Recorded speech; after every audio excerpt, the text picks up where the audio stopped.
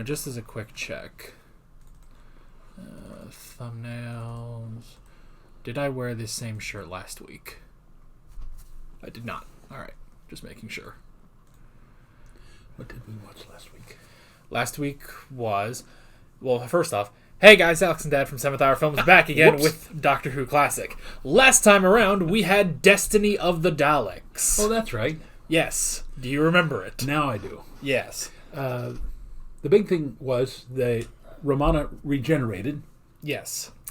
And so far, I mean, there's nothing wrong with this actress, but she doesn't have the strength of the last. I think, mentioning how I thought Romana 1, I guess is what we're now calling her. Yeah. Was very much a combination of like Barbara and Leela. And even a little bit of, Joe and who came after Joe? Sarah Jane. Sarah Jane. A little bit of that, she's very personable, but she was very knowledgeable, like Barbara, and kind of a warrior princess, like Leela was. And this one, and again, sadly, it's partially just because she's very small. She's like a tiny little thing. The body of the previous Princess Astra, I think she ultimately changed into. Yeah. And it seemed like she's more into the damsel in distress mode rather than, the Barbara warrior princess that we've been wanting for so long. Yeah.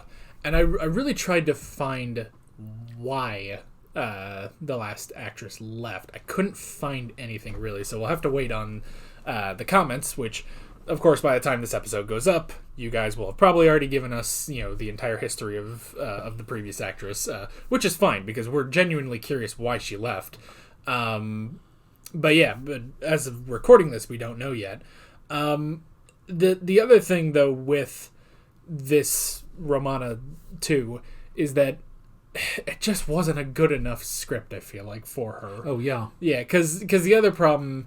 The major problem with the episode is, well, the episode itself, is that it was, from what we can tell, it was notes that were written by Terry Nation and then adapted into an actual script by Douglas Adams, and then that just didn't go anywhere. So it didn't seem to have a lot of the normal Douglas Adams kind of humor and quirkiness. Yeah. And it was, essentially pitting the Doctor against a resurrected Davros. Yeah. And that went nowhere, really. So it's just, not the best Dalek we've ever seen. Yeah. I would imagine it was supposed to be... I imagine, like, if you let Douglas Adams do an actual Dalek script, it could be really interesting, really funny, too. But I imagine he was trying to keep it in the style of Terry Nation. Yeah. But that means really boring. So, very, very boring. And plus, we don't know, like, how quickly he had to write out this whole script, too. Because that was the first episode of the season. I don't think they shot that first. I think that was actually, like, the third story they shot. Somebody in the comments, I think, said that they had done that. Yeah, so... Shot it third, but put it on first because they wanted the Daleks to be the season opener. Yeah, which I guess makes sense. I will say, if that is the case, it doesn't help the second Romana that much, that it's like, well, if this is the third story you made and you're still not quite getting into it, it makes me curious about these next couple episodes. So, yeah, I'm not sure. And the whole thing with the Daleks wanted to get Davros to give them an element of illogicalness so that they could fight the Movellans, who also wanted Davros but then settled on the Doctor to get the exact same thing. It's an interesting idea. It just was not executed properly. Yeah. And from what I also did read, that should be the last Dalek episode by Terry Nation. So from here on out, new writers, new ideas, hopefully. Well, the one that we've already seen, and we'll be coming up on it, probably not for a while, the Remembrance of the Daleks, which was, in my opinion, one of their best. Yeah, so that's like seventh Doctor. Yeah, that's like eighth. 8 seasons away, I think. So because that was the top of season 25, and we're on season 17 right now. So we've got a little ways to get back to that, but that was a good episode. So, and that also had Davros in it. Spoilers, I guess. But yeah, so overall, it was... I suppose the last episode wasn't bad. It was just very boring. Yeah. So we move on to City of Death, which is an interesting one. I mean, you know me. I have to, get out here and annoy people by nitpicking the titles. City of Death can be pretty basic. You could apply that to a lot of different stories, I'm sure. But it'll be interesting if they take it... See, I almost wish that some of these titles would just be taken so literally that it's hilarious, but I don't know. But that's I'm just going to get that out there real quick so that we can move on from it. Kind of add to something that apparently we did not realize when we were doing the season arc, that we were constantly referring to the key of time, and multiple responders said it's the key to time. So if we happen to say the City of Death, please don't get onto us. Yeah, so... Wait, was it, or was it the other way? Was it that it was the key of time? See, I can't remember. But I remember I saw a lot of people saying that. I think we kept saying key of time because that seemed to make sense. But it was actually the key to time. The key to time, yeah. Also, with last episode, it basically just confirmed that they're really not following up with the Black Guardian and the White Guardian or anything like that. Which I did see that, yes, the White Guardian and the Black Guardian that we saw are different. Apparently they were different actors too, and we just couldn't tell. So, I mean, you get two white guys with a white beard, and they generally look the same. They have to be fairly different, So, I mean, it's the same thing, like, if you were at the beginning of the season, and then at the end they had George Lucas. It's like, I don't know, they look pretty similar, so... But yeah, City of Death. I don't really know what we're going to be getting into, but it's 4 parts, so I guess we might as well just get to it. You got anything else? I got nothing. Then let's just go ahead and jump right into City of Death. Here we go. I'm reading that first line there. It says, while on holiday in Paris. You think we're back to the French Revolution? Probably not, I would say. But let's find out. Part 1. It doesn't look like Paris. No.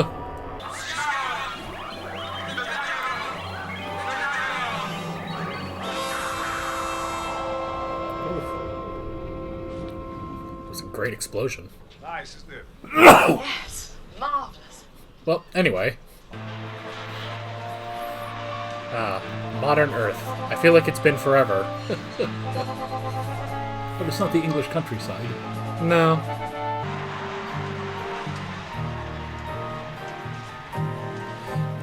I have not been in Paris since 1959, but...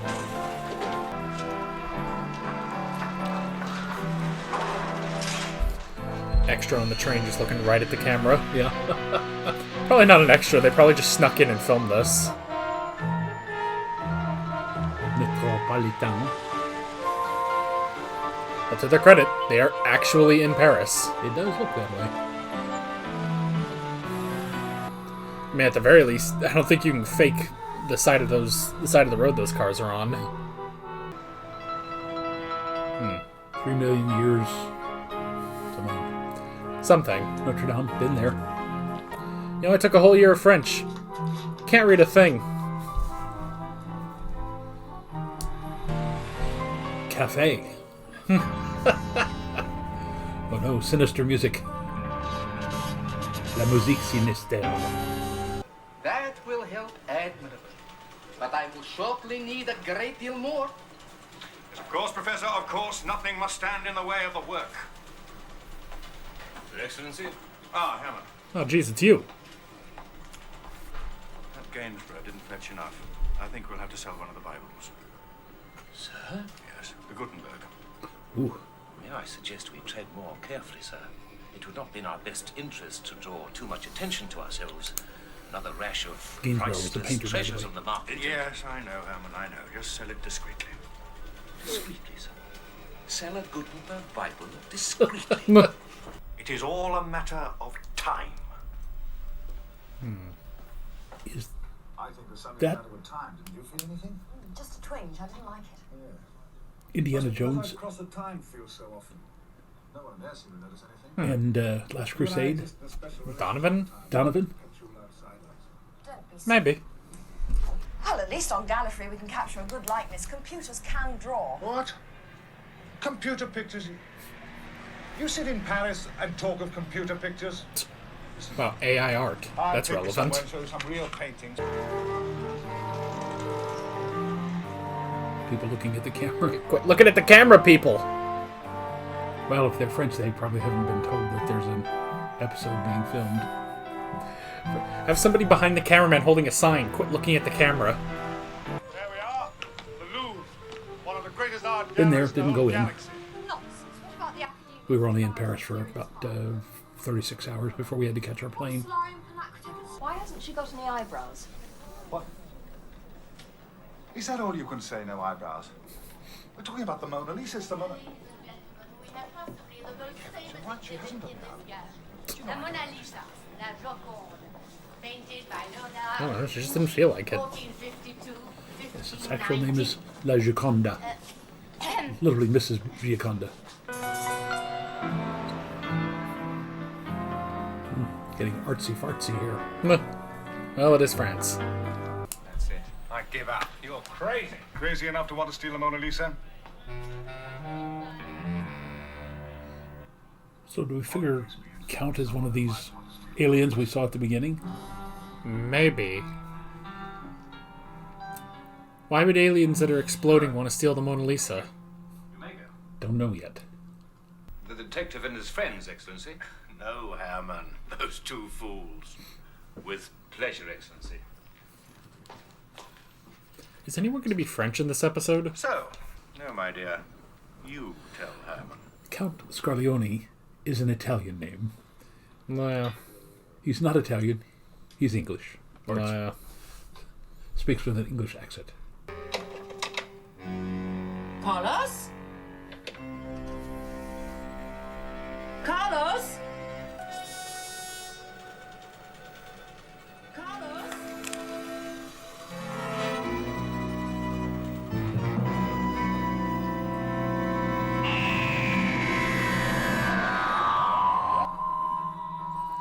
Right. Let's see who Scarlione is. Yep, that's him, Julian Glover.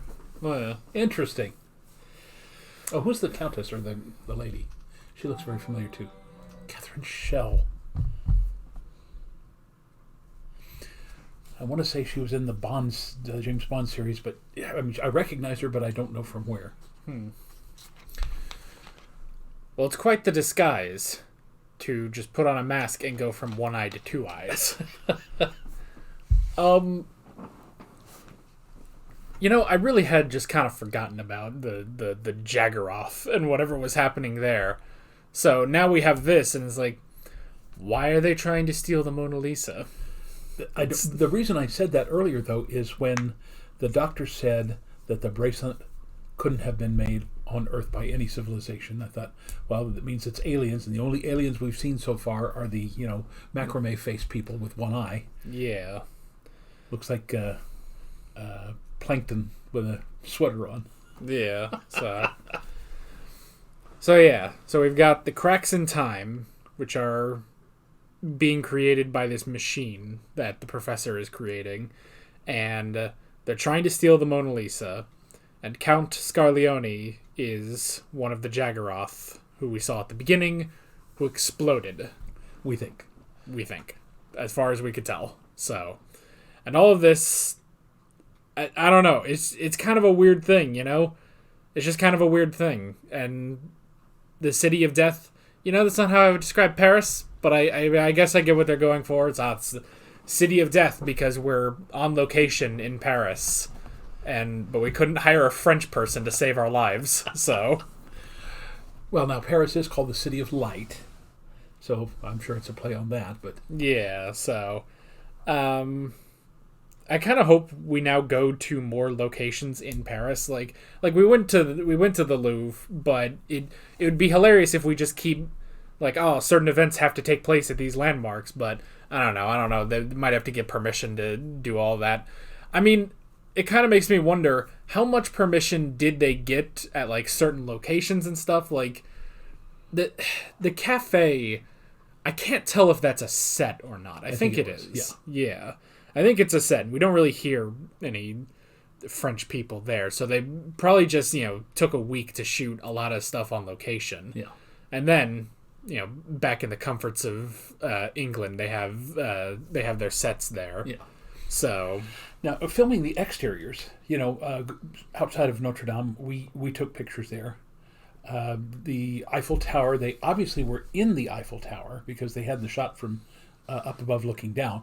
But I'm sure that was something that they got permission to do. Yeah. Remember the original Superman or the second Superman, which is again late 70s. They got permission to use part of the Eiffel Tower, if I recall correctly. Yeah. So I mean, I don't know. I would imagine, you obviously have to get permission for the Eiffel Tower. I guess if you're just close to Notre Dame and the Louvre, it's probably fine. Yeah. And then I imagine, actually being inside of it, they just sort of rebuilt that. Just had a copy of the Mona Lisa for that particular filming. Now, if I recall correctly, the Mona Lisa is behind, like the U.S. Constitution and the Declaration of Independence, they're behind bulletproof glass now because they don't want people to mess them up. But that didn't look like it had any kind of cover over it. Yeah, so the main thing I'm curious about is, did they need permission to film on the streets of Paris, or did they just shotgun it? With all those people looking at the camera, I suspect they didn't. Well, I mean, they may have had permission from like the gendarmes or some local authority, but then again, unlike what they do when they're shooting in New York, they'll block off an entire street and only let the hired actors and extras work on it. Here, it was very obvious that they were just out on the street because people were walking around and looking at the camera going, "Oh, zut alors." Yeah, so that was just kind of fun. And it's just nice that they would sort of get out of their English comfort zone and go to Paris. So that is pretty nice, at least. It does remind me, I think it was the first Terminator movie, because it was kind of a smaller movie, I guess, and sort of a smaller budget movie. They kind of just skipped a lot of permissions that they needed. And I don't know if this is a true thing, but there's a story where there's a shot where the Terminator has to steal a car. So James Cameron just looked at Arnold and was like, all right, go over to that car across the street, bust the window, get in and drive off, and we'll get out of here before the cops come. And they did. So I'm just kind of curious if maybe that was a similar thing. It's like, all right, we've got, the director, one camera. The only thing I'm thinking about is how big were cameras in 1979? I would think they were beginning to get smaller because by the early 70s, because 73, 74, again, some of those student films that I did, they were already being like shoulder-held cameras. Yeah. So, obviously not the big, huge ones from the 50s and 60s. So I don't know. The stuff that we were using, again, was in the university setting. So I would imagine professionals, they were getting them much smaller than that by then. Yeah, because it's an interesting thing, when you go to stuff nowadays. Like, you'll have the standard cameras on stuff, but one of my favorite things watching Better Call Saul is seeing some of the more weirder shots that they can pull off. And there's one, this isn't spoilers or anything, it's just a shot, but there's one where you have Saul Goodman in a car, and he opens the car door, and the shot swings with the door because they just put a little GoPro camera on the door. He goes and does something behind the car, comes back, shuts the door, and the camera shot goes straight back in. But it's obviously not something you could do in 1979. Yeah. So it just makes me curious, looking at, especially I think when they were in the train, where it's like, all right, you got 2 seats for Tom Baker and Lalla Ward, and then you have everybody else, and it's like, okay, it can't just be the cameraman there. There has to be somebody else, at least a producer, the director, maybe man, maybe even a couple more people. And it's like, boy, they really had to they would have had to keep that tight in that subway. Yeah. So that's just really interesting to see. And I'm sure we'll shift into, like the Count's underground lair and stuff. Let's see who's playing Herman, too. By the way, the way they're spelling it, that would be a German. Kevin Flood, no. Yeah, so, and good call on Scarleone, which I think, if I'm correct, I think he played a character in Game of Thrones. If I'm right, I think he played like the Grand Maester in Game of Thrones years and years later. Yeah, I have, and we're not going to get into the ending or anything like that. But while he was on screen, he was a very interesting character. So yeah. But it was, once I really looked at it, I was like, yeah, that's him. Dealing with Indiana Jones. So now I just want to rewatch The Last Crusade. So. I was rather under the impression that Mr. Duggan was following me. Ah, well, you're a beautiful woman, probably. And Duggan Probably. was trying to summon up the courage to ask you out to dinner, weren't you, Duggan? Who sent you? Who sent me what? Doctor, the more you try to convince me that you're a fool, the more I'm likely to think otherwise. Now, it would only be the work of I mean, he is a fool. you killed. Let them think they've got us safe. Yes. Let me escape. Light the lamp.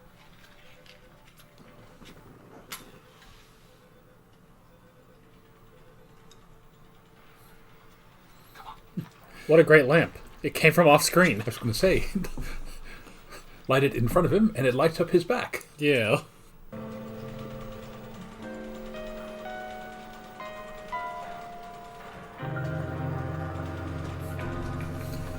was going to say, get some lunch.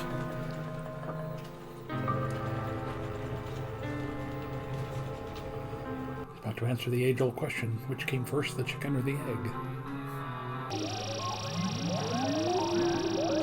Which came first? The chicken or the egg? Who are you? Me. Yes, but you saw it work. The greatest achievement of the human race. A cellular accelerator. You saw it. An egg developed into a chicken in 30 seconds. With a large one, I can turn a calf into a cow in even less time. It will be the end of famine in the world. It'll be the end of you. This was the first episode of the Orville. That's a more interesting effect, don't you think? Did you know when you built that it could do something like that? No. What did you do? Reverse What the did I do? I polarity. just reversed the polarity. Ah, there you go. Isn't it all very expensive?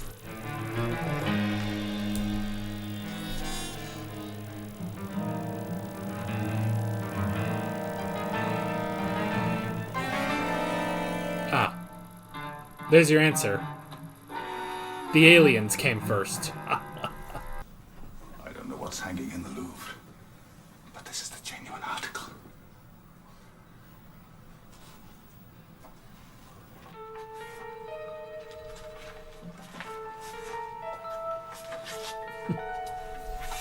I'll just throw an S on the end of Mona Lisa then.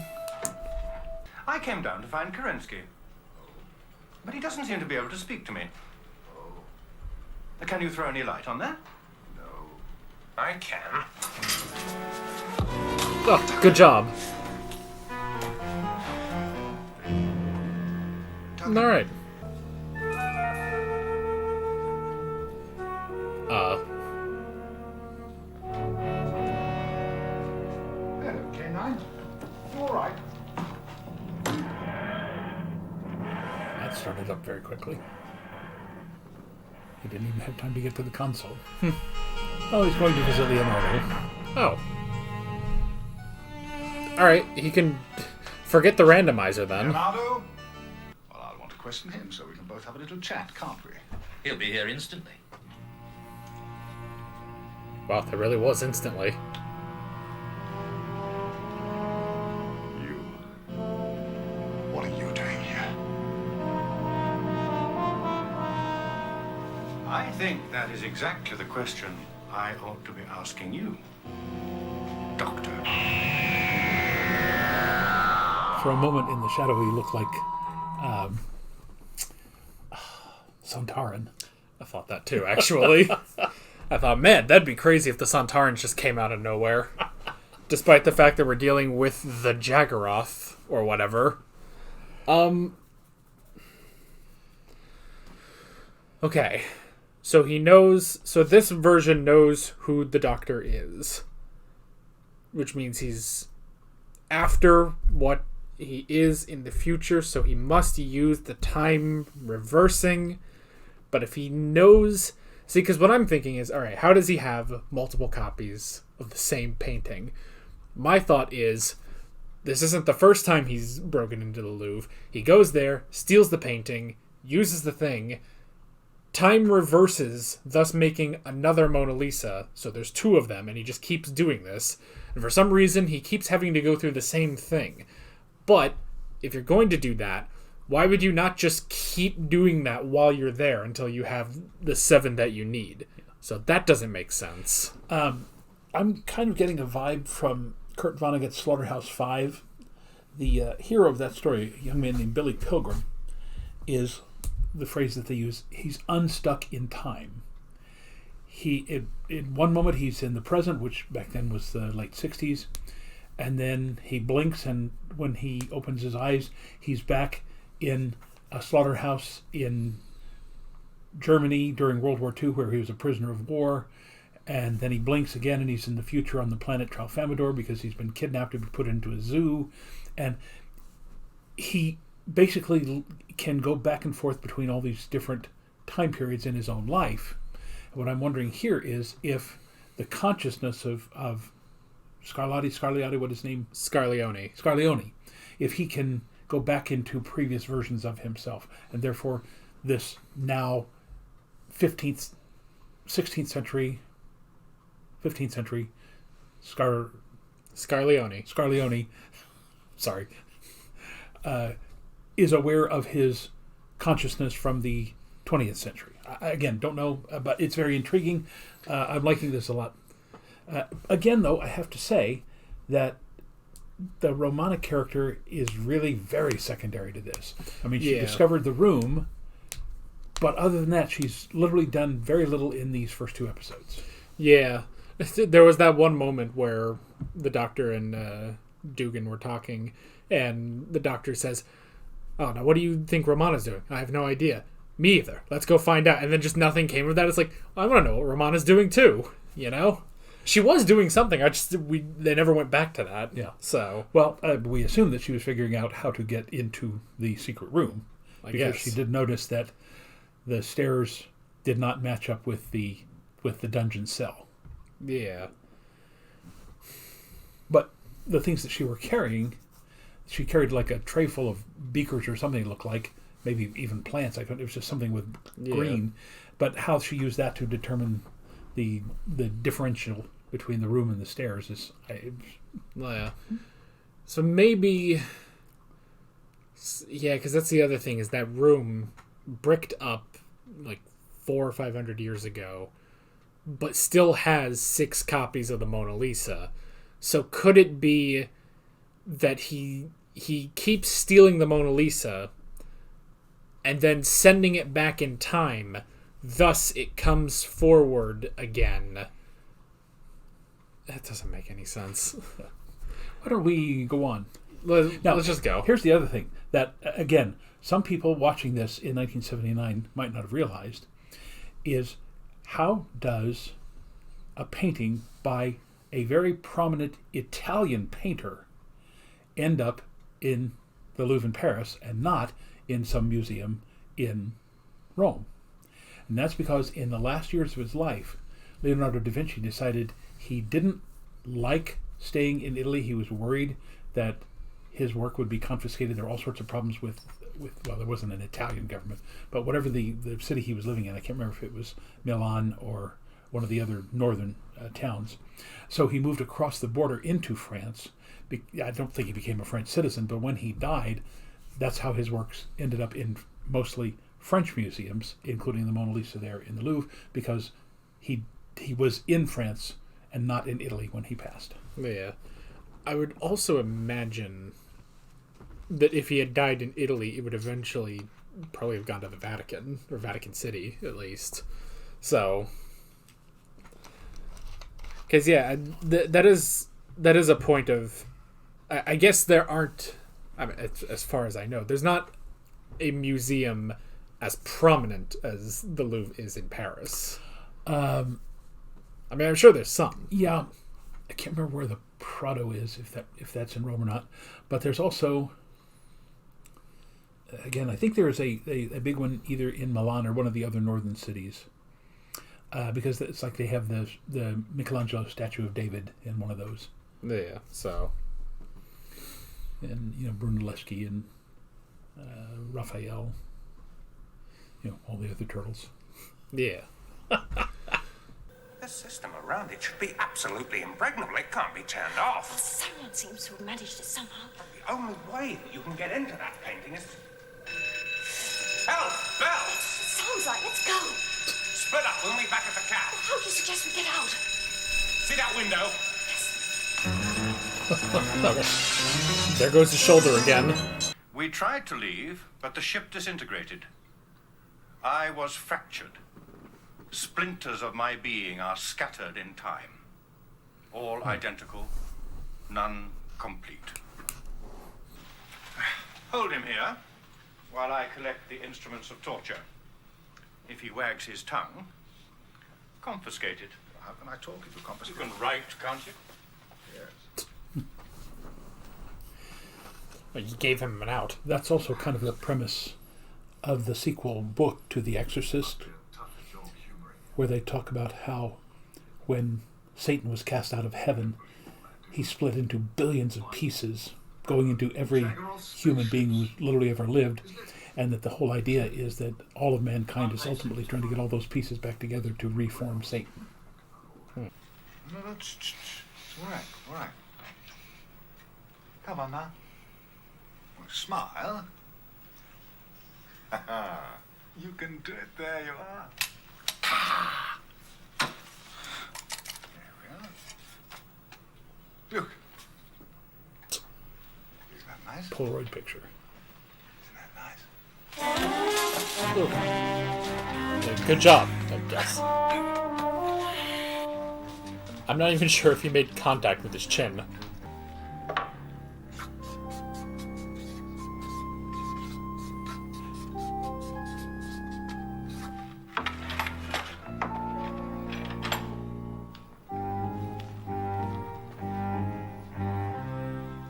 Dear Leo, sorry to have missed you. Hope you're well.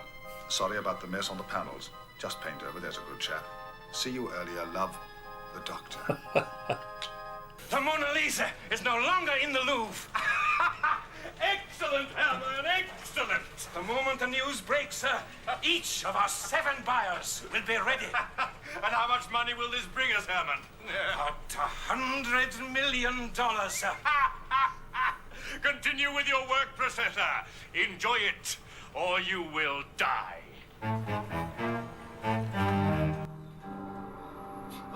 This feels like such a random thing of like, oh, how is he going to get the money? And it's like, I don't feel like any alien has asked that question, but they were like, oh, let's Mona Lisa's 7 of them, sure.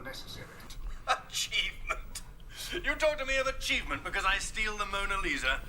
Can you imagine how a man might feel who has caused the pyramids to be built, the heavens to be mapped, invented the first wheel, shown the true use of fire, brought up a whole race from nothing to save his own race?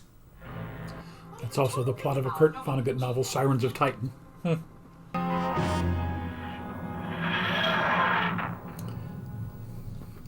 Yeah, not exactly randomizer. Well, They can't have been mad enough to go back to the chateau. Thank you. Dear Doctor, gone back to the chateau. Thank you.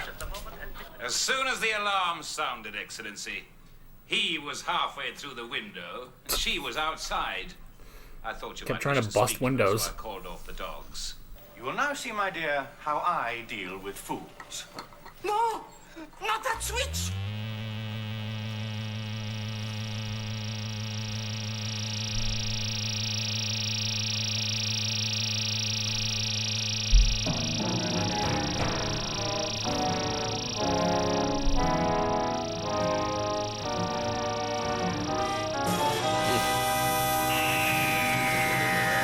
That's how Donovan ended up. that is true. He chose poorly. Alrighty. So, I don't know what's going on. Well, here's the sad thing. The difference between the writing in this serial and the writing in the Dalek serial is literally night and day. This one is well written, well directed, great incidental music, great costumes and set. The Daleks was no music, no nothing. Wow. I mean, it was just boring. This is intriguing. Yeah. Yeah, I mean, the only thing is just the convoluted plan of... The only thing I can get is that he wants to reverse time itself to, A, undo what's happened to him, being fractured and split into many different eras, but also to revive his people. That's kind of what I'm getting, but I'm just not entirely sure yet. So, and then... Honestly, the stuff with the Mona Lisa just kind of seems to be incidental. That was just an idea they had. Well, Korinsky said we don't have the money that it would take to scale all of this up. Oh, yeah. But if he sells 7 Mona Lisas at $100 million each, that would give him nearly $1 billion. Yeah. So maybe that's the plot, is that he realizes he cannot raise that kind of money in the 16th century, early 16th century. So now he's going on to the 20th century, figuring out how to raise that money from stuff that he did 500 years ago. Yeah. Well, it's just a funny thing, because I've never seen aliens so worried about money, you know? We've never had, like, oh, we have to worry about the funds. How are we going to get this technology and stuff? Normally, they just kind of go and take something over, and then they just sort of do it. So it makes me feel like they had all of this idea, and then somebody also had an idea for, like, something with the Mona Lisa, but they didn't get very far with it, so they're like, well, the Mona Lisa sell for a lot of money, that could fund this. So they kind of just put it into here as well. Now, if I recall correctly, and again, don't quote me on this, but I think there either was an attempt to steal the Mona Lisa, or that it was actually stolen right about this same time period. We could actually look that up. But yeah, I think that may be just playing into the current milieu of that time, that they're just trying to figure out why the Mona Lisa might have been taken. Yeah, or like maybe they came up with that first, like, oh, aliens want to steal the Mona Lisa, and then somebody in the writers' room was like, okay, why? And they were like, it would sell really well, and then they just kind of go with that. There is actually an episode of the Sarah Jane Adventures. It's called Mona Lisa's Revenge, where the Mona Lisa actually comes to life, and she steps out of the painting and tries to kill people for some... I don't remember why.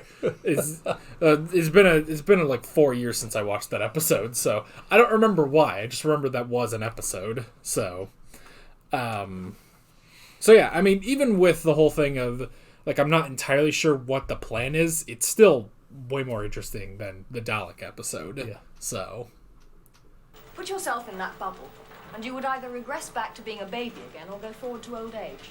I had worked out a way, but it would have taken rather too long. Now, with your help, I shall be able to return with ease. Now, build me a field interface stabilizer.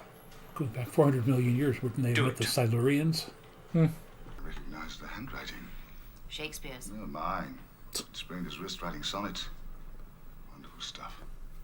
To be or not to be, that's the question. Whether it is nobler in the mind to suffer the slings and arrows of outrageous fortune, or to take arms against a sea of troubles. Take arms against a sea of troubles. That's a mix. I told him that was a mixed metaphor. He would insist.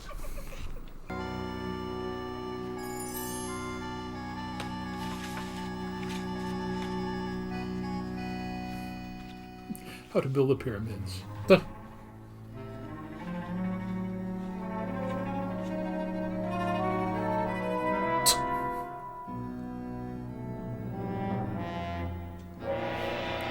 That's just kind of goofy.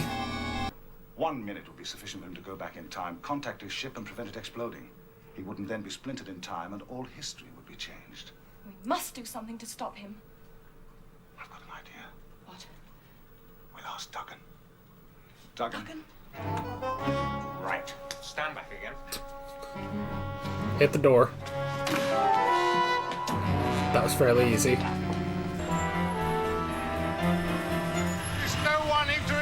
history?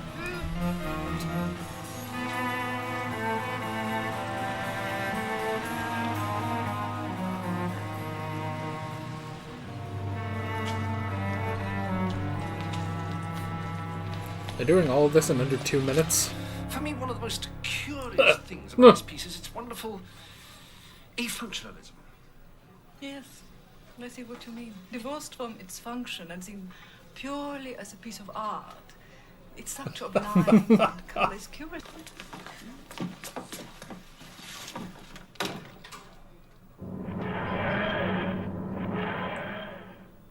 Exquisite. Absolutely exquisite.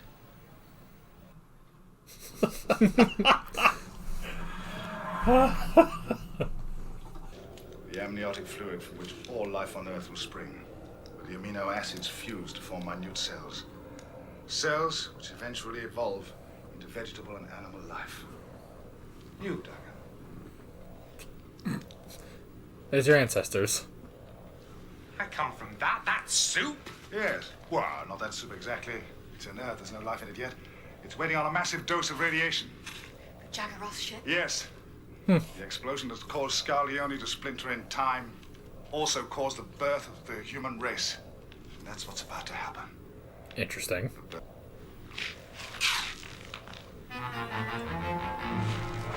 Stop! Stop, my brothers! In the names of the lives of all of us, stop! Scarleone, we've got to stop him. Keep out of my Punch him. way. I must get to the ship. The product of your destruction.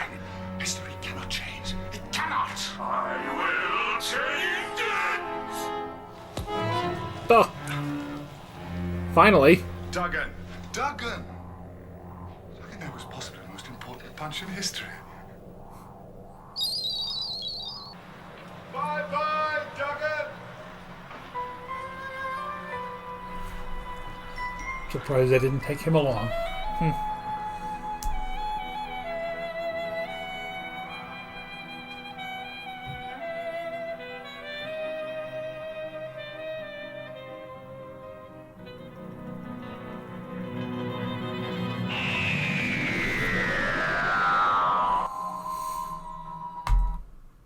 All right.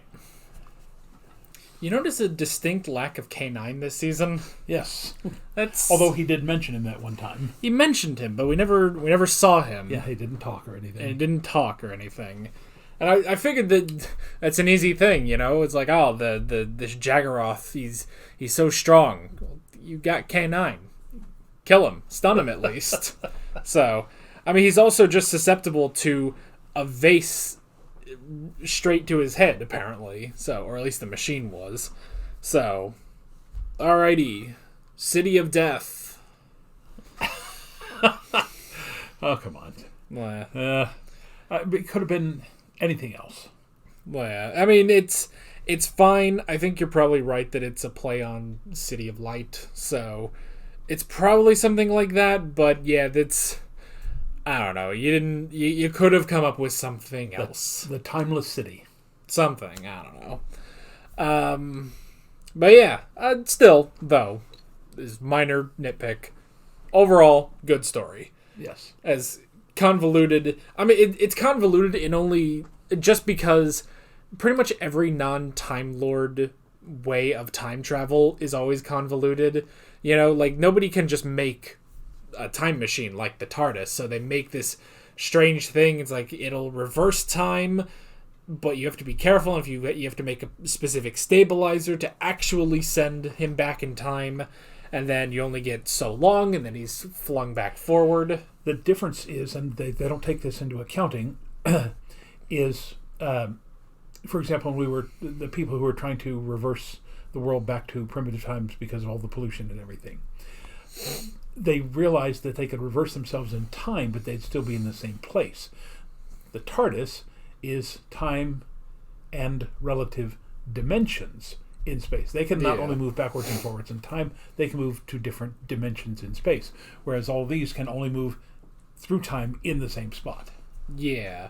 I mean, he was a little better because he was able to get to the middle of what would have been the Atlantic Ocean. So, but he also had something that was based on Time Lord tech because Romana created the stabilizer. So, yeah, that is true. And this, I mean, it makes a bit more sense than Invasion of the Dinosaurs, which that one was just nutty. It's one of my favorite discussions we've ever had, just because we kept going off on ways that could fail. But at least this one, because, I think with that one, the whole thing was, they were trying to save the human race. They would guide it toward a better future by resetting it and stuff. Kind of, even though they were all, like, under the impression they were just going to a different planet.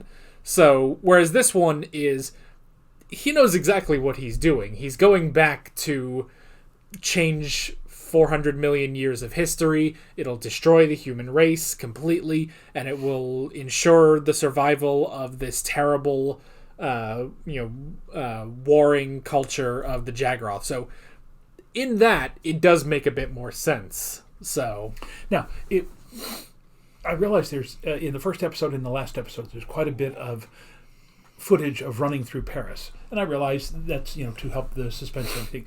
Some of that could have been cut down so that at the very beginning of episode 1, we could have seen the warlike nature of the Jaggeroth, because we really didn't know.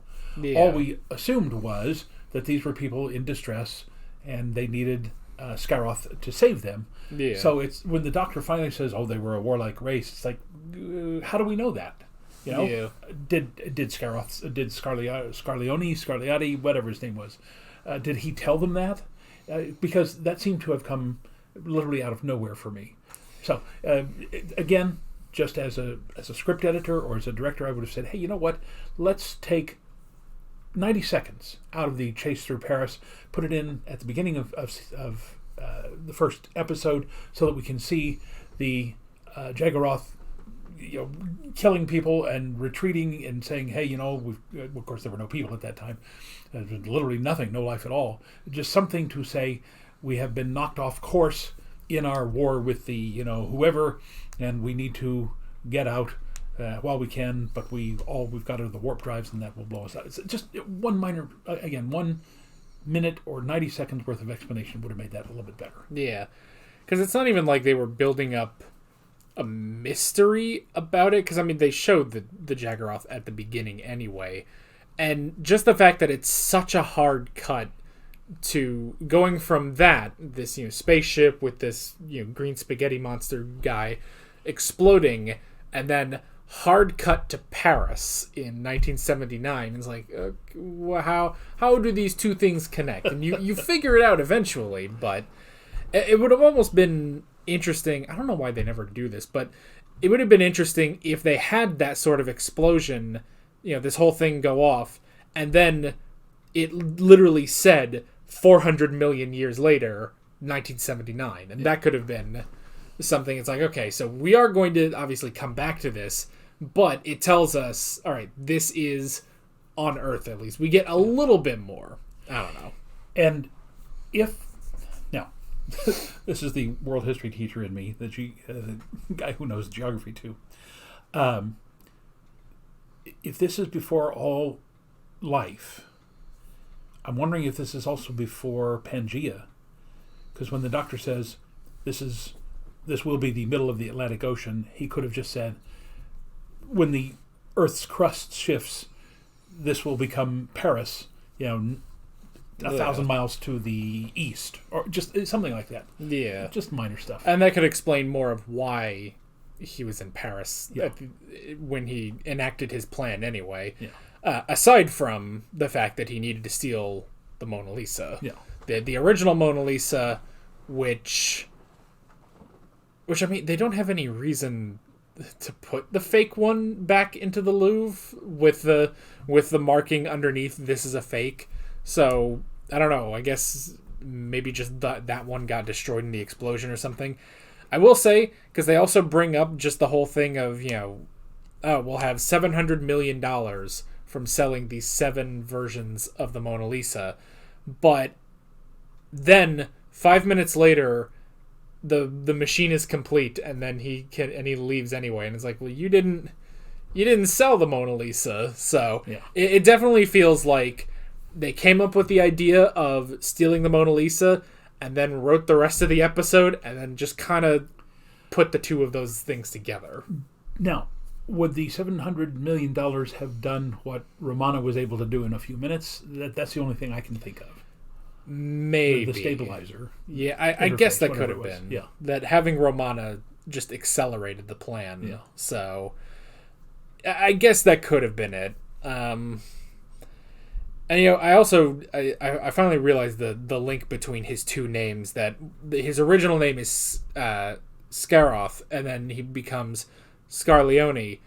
But it's weird that when he's being portrayed as the British Count in France, he's Scarleone, but when he was actually supposed to be Italian in the Renaissance, that wasn't his name, and he instead went by Captain Tancredi instead. Yeah.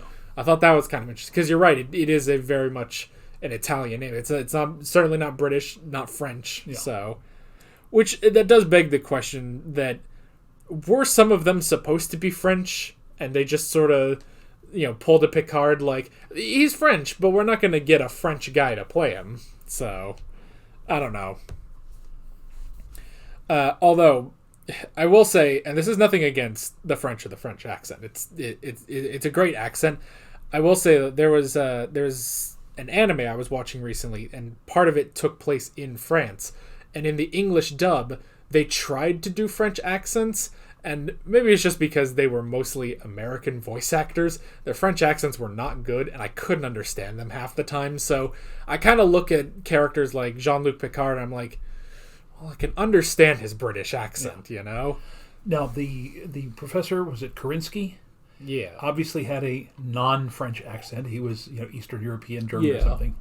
A guy named Hermann, who should have been German, had no accent. Yeah. Even the patron, the owner of the cafe, or the caf, as Duggan called it, didn't have that much of a French accent. So, I mean, it's odd, yes, that you have 4 episodes set in Paris, in the City of Light, and nobody there speaks French or with a French accent. Yeah. I guess mainly just because they didn't... I mean, I guess, they made these sets probably in London or wherever they were filming. I take that back. The tour guide, the docent at the Louvre, is the only one who had a French accent. Yeah. Well, but that's the interesting thing, because that was still clearly one of their sets, and then again they took a week or however long they needed to film all those scenes where they were running through Paris and everything.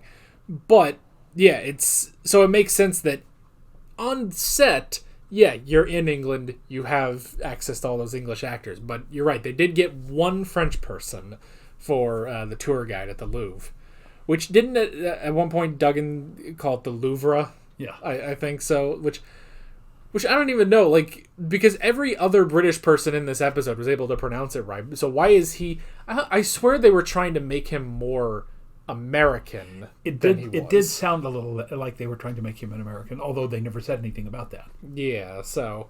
Which, I mean, either way, why is this foreign detective sent out because the Mona Lisa could be stolen? Yeah.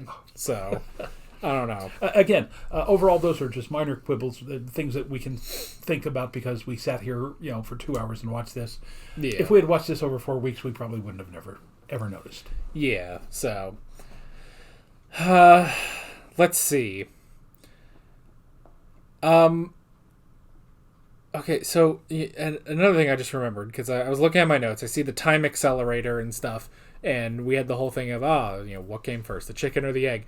But now I'm starting to remember when he reversed the chicken de-aged, eventually became an egg, and then became a Jaggeroth. I remember seeing that, and it's like there was the image of the Jaggeroth in there, and now I'm suddenly realizing, wait a minute, what does that mean for chickens?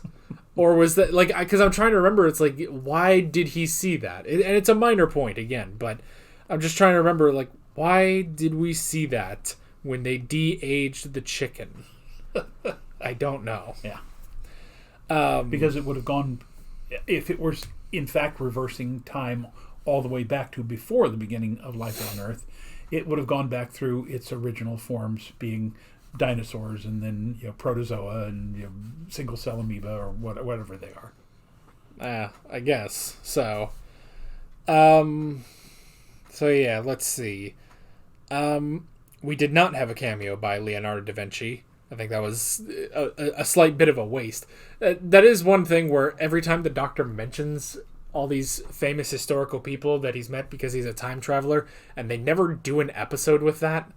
Now, granted, later they did do an episode where the 10th Doctor meets Shakespeare, but that doesn't make that it's great, and that was a great episode, but the 4th Doctor is saying he recognizes his own handwriting from when he previously had met Shakespeare. Yeah. So, and then out of nowhere, John Cleese. Yeah. Why wasn't John Cleese Leonardo? John Cleese and the woman looking at the TARDIS going, "Oh, it's exquisite. It's a wonderful piece of art. It's so ephemeral." Yeah. Why? It's just you sit there and go, yeah. Wait, why Monty Python's John Cleese in the middle of a Doctor Who episode? Other than, I'm sure John Cleese was a great fan. The other thing about that, too. So, the Doctor landed in the Louvre, left. He and Romana left, went and had lunch or whatever, went up to the Eiffel Tower, and like, well, where else should we go? Started to go around Paris, went to Notre Dame and everywhere, and then suddenly they were like, why don't we go to the Louvre? And it's like, well, you already parked there. Why? It's like, wait a minute. It's like, yeah, again, it feels like writer's room, they were brainstorming, they thought, all right, stealing the Mona Lisa, and then what if, because of that, the TARDIS is in the Louvre, we have a funny joke where somebody, tries to analyze it as if it were art, and, okay, funny joke, and then suddenly they were like, all right, we have to put aliens in here somewhere, and then he started writing the rest of the script and came up with this, to where, yes, there is an importance to there being 7 Mona Lisas, but it's not that important when all is said and done. Yeah. So, and again, if you got John Cleese, if they could have gotten Graham Chapman or Michael Palin, Eric Idle, somebody to play the woman, instead of having an actual woman with him, just because Monty Python were famous for doing all their drag characterizations, Yeah. So, Mrs. Premise, Mrs. Conclusion. Yeah, so that was interesting. And I do love even when it, dematerializes away and they're just like, exquisite. It's like they're just not fazed about the TARDIS just leaving. So, I wonder if they put John Cleese in the credits. Yeah. Eleanor Bron. Can't remember if she was one of the women who used to do Monty Python or not. There was a lady who did a lot of them, but I can't remember her name, but it wasn't her. John Cleese. Well, yeah. So, just a very strange cameo all around. But see, you kind of want John Cleese to have a bigger, funnier role than that. I mean, it was a great cameo, but even if he had done the guard in the Leonardo scene. Oh yeah. So, yeah. So there was all that. I said that I would hold out judgment on Romana 2 until this episode. I'm still not getting a lot from her. Granted, I suppose it's better than last episode, because last episode she was, terrified of the Daleks. And when I say that, there's a part of me that's like, well, rightfully so. The Daleks are a very menacing race, as menacing as they can be. Wouldn't they have learned about that, though, at the Gallifreyan Academy? Yeah, because she knew who the Daleks were, which I guess is why she was afraid of them. But at the same time, it still didn't feel quite right for Romana. But so then we get this episode where she doesn't do that. She doesn't do a lot else. So yeah. She's just kind of stuck with Duggan for a while. So, Duggan, who just keeps breaking everything. Which, I mean, the more you do it, the funnier it does get. Yeah. Which even just like the bottle of wine, he just breaks that. Which then, I was waiting for him to pour it into something. It looked like he was just going to drink straight from the broken glass. Yeah. which doesn't seem like a great idea. But I'm glad there was at least the one moment at the end where he just decks Scaroth at the end. It's like, oh, well, good job. You were finally useful. So I would imagine if they did take him as a companion, he would be more of a Jamie type. But he was definitely, I think, asking way too many questions, which just don't write him like that. Yeah. But I think he was definitely asking way too many questions, and the Doctor was just not enjoying it. So, and then I did like every time he would just run at something at high speeds and just bash into it with his shoulder, and it's like, there's your solution. So it's like in Toy Story 2 when they use Dinosaur to Rex to bust through the ventilation gate. So, you got anything else? I got nothing. Alrighty. But very, very enjoyable. Yeah. One of my favorites from the Tom era here. Yeah. So next up we have The Creature from the Pit. Ooh. Doctor Who's remake of The Creature from the Black Lagoon. Or The Pit in the Pendulum. That too. So, we'll have to figure out what on earth that means. If there's a creature and a pit, it's already better than the name City of Death, so. And I know that when we critique the names, it annoys people. And that, frankly, is our jobs. And with all that being said, we're Alex and Dad from 7th Hour Films, and we will see you guys next time. Take care. Alright guys, thanks for watching this video. There's a bunch of links on screen if you want to go click around any of those. There's a playlist for all of our Doctor Who classic reactions, as well as another playlist for all of my modern Doctor Who reactions if you want to go check those out. There's also a subscribe button and a Patreon button on screen, as well as other links in the description if you want to go check out any of those. See you guys later.